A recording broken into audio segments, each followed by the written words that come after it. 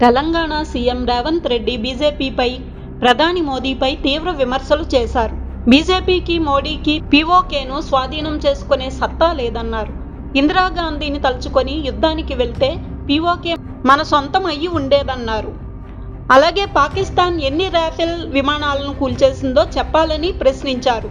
నాయకత్వం అంటే మైకుల ముందు మాట్లాడడం కాదని, గొప్పల కోసం కావాల్సిన వారికి వేల కోట్ల కాంట్రాక్టులు ఇచ్చి రాఫెల్ విమానాలను కొనుగోలు చేశారని ఆరోపించారు.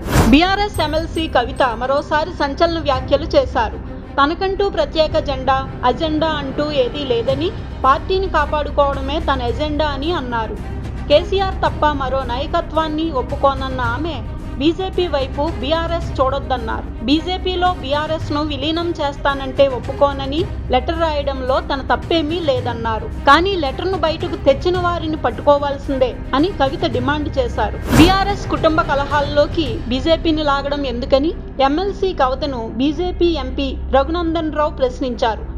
బీఆర్ఎస్లో ప్రస్తుతం కవిత చల్లని రూపాయిగా మారారని విమర్శించారు. బీఆర్ఎస్తో పొత్తు పెట్టుకోవాల్సిన అవసరం బీజేపీకి ఎంతమాత్రం లేదని, బీజేపీ అధిష్టానం కానీ రాష్ట్ర నాయకత్వం కానీ ఆ దిశగా ఎలాంటి చర్చలు జరపలేదని రఘునందన్ రావు తేల్చి చెప్పారు. మహానాడు వేదికగా టీడీపీ అధినేత చంద్రబాబు నాయుడు చేసిన వ్యాఖ్యలు హాస్యాస్పదంగా ఉన్నాయని మాజీ మంత్రి జగదీష్ రెడ్డి అన్నారు. ఆంధ్రప్రదేశ్లో జరిగే మహానాడులో తెలంగాణ ప్రస్తావన ఎందుకని జగదీష్ రెడ్డి ప్రశ్నించారు. 2004లోనే తెలంగాణలో చంద్రబాబు రాజకీయ చరిత్ర ముగిసిందని, అయినా హైదరాబాద్ను తానే అభివృద్ధి చేశానని పదే పదే చెప్పుకోవడం నవ్వు తెప్పిస్తోందని ఆయన ఎద్దేవా చేశారు. ఆంధ్రప్రదేశ్ కూడా సినిమా అవార్డులను ప్రకటించాలని ప్రముఖ సినీ నటుడు మురళీమోహన్ అన్నారు. తెలుగు సినిమాకు సంబంధించి 2 రాష్ట్ర ప్రభుత్వాలు అవార్డులు ఇచ్చే విషయంలో ఒక అవగాహనకు రావాలని, వివాదాలకు తావివ్వకుండా వ్యవహరించాలని వివరించారు. ఒక ఏడాది తెలంగాణ ప్రభుత్వం అవార్డులు ప్రకటిస్తే మరుసటి ఏడాది ఆంధ్రప్రదేశ్ ప్రభుత్వం ప్రకటించాలని అన్నారు. తెలంగాణ ఏర్పడిన నాటి నుంచి అంటే 2014 నుంచి 2023 వరకు ఉత్తమ చిత్రాల జాబితాను ప్రకటించారు. గద్దర్ తెలంగాణ ఫిల్మ్ అవార్డుల జ్యూరీ కమిటీ చైర్మన్ మురళీమోహన్ అవార్డుల జాబితాను చదివి వినిపించారు.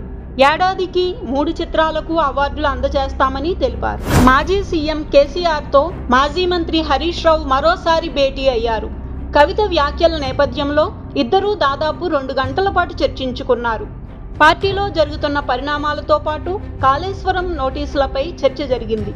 అయితే ప్రస్తుతం కేటీఆర్ అమెరికా పర్యటనలో ఉన్నారు. అనారోగ్యంతో బాధపడుతున్న వైసీపీ నేత గన్నవరం మాజీ ఎమ్మెల్యే వల్లభనేని వంశీకి మెరుగైన చికిత్స అందించాలంటూ ఆంధ్రప్రదేశ్ హైకోర్టు ఆదేశాలు జారీ చేసింది. విజయవాడలోని ఆయుష్ ఆసుపత్రిలో చికిత్స చేయించాలని ఆదేశిస్తూ వంశీకి మధ్యంతర బెయిల్ మంజూరు చేసింది. జూన్ 6వ తేదీ వరకు మధ్యంతర ఉత్తర్వులు అమల్లో ఉంటాయని పేర్కొంది. గన్నవరం రాజకీయాల్లో కీలక పరిణామం చోటు చేసుకుంది. కోర్టులు, కేసులతో వల్లభనేని వంశీ గత ఏడాదిగా గన్నవరం నియోజకవర్గానికి దూరంగా ఉండడంతో ఆయన భార్య ప్రత్యక్ష రాజకీయాల్లోకి రానుంది. వంశీ భార్య పంకజశ్రీ గన్నవరం వైసీపీ బాధ్యతలు తీసుకోనున్నారు. గన్నవరం వైసీపీ విస్తృత స్థాయి సమావేశంలో బాధ్యతలు అప్పగించనున్నారు.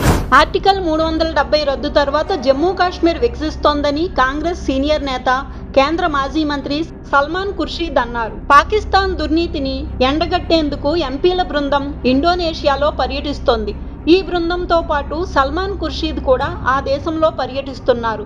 ఈ సందర్భంగా కాశ్మీర్ ఎప్పటికీ భారత్లో అంతర్భాగమని తేల్చి చెప్పారు. 2026 ఆర్థిక సంవత్సరంలో భారత్ అత్యంత వేగంగా అభివృద్ధి చెందుతున్న ప్రధాన ఆర్థిక వ్యవస్థ కొనసాగనుందని ఆర్బీఐ ప్రకటించింది.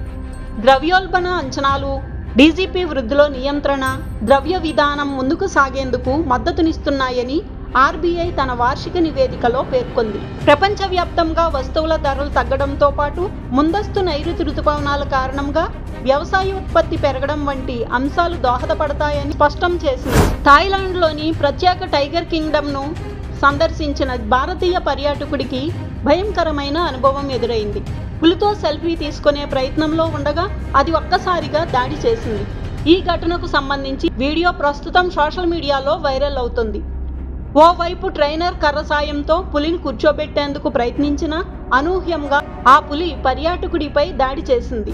విరాట్ కోహ్లీ, స్లెడ్జింగ్ వివాదంలో ఇరుక్కున్నారు. పంజాబ్ తరపున ఇంపాక్ట్ ప్లేయర్ గా బ్యాటింగ్ కు దిగిన ముషీర్ ఖాన్ పై కింగ్ కోహ్లీ స్లెడ్జింగ్ కు దిగాడు. ముషీర్ ను ఉద్దేశించి వాటర్ బాటిల్స్ అందించేవాడు బ్యాటింగ్ కు వచ్చాడు అని విరాట్ నోరు పారేసుకున్నారు. హేళనగా చూసి నవ్వాడు. దీనిపై విరాట్ పై విమర్శలు వ్యక్తమవుతున్నాయి. పశ్చిమ కెనడాలో కార్చిచ్చు వ్యాపించడంతో అత్యవసర పరిస్థితి విధించారు. ఏకంగా 6 లక్షల ఎకరాలపై మంటలు వ్యాపించాయి. ఇప్పటికే 1,70,000 ఎకరాలు బూడిదయ్యాయి. ఇప్పటికే 17,000 మందిని సురక్షిత ప్రాంతాలకు తరలించారు. ఇటు కార్చిచ్చు పొగ అమెరికా వైపు మళ్లుతోంది. దీంతో మిన్నెసోటా, మిషిగాన్ రాష్ట్రాల్లో ఆందోళన వ్యక్తమవుతోంది.